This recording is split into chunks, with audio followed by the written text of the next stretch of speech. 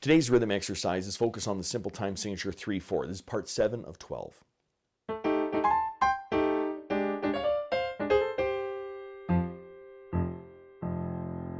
Welcome to my studio, Bach To Basics. This channel is where you can find videos to further your music studies. Let's read some rhythms.